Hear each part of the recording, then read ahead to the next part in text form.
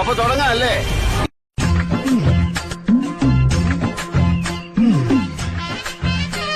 ഈ വാർദ്ധക്യത്തിലും ഇത്രയും യൗവനം കാത്തു സൂക്ഷിക്കുന്നു കാണുമ്പോ ജൂഹി ചൗളയാണ്.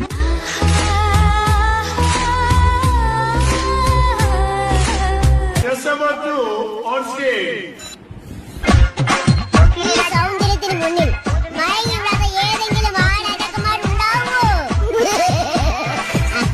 ഈ സൗന്ദര്യം എനിക്കൊരു ശാപമാവുമോ ഇട്ടുണ്ണാനും?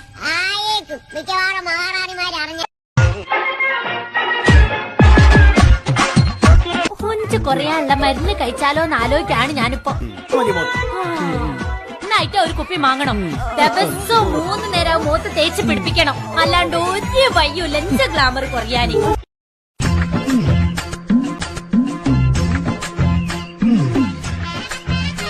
അവൾ എന്തൊരു കണ്ടാലും എടുത്ത് മോന്തയ്ക്ക് പരക്കും.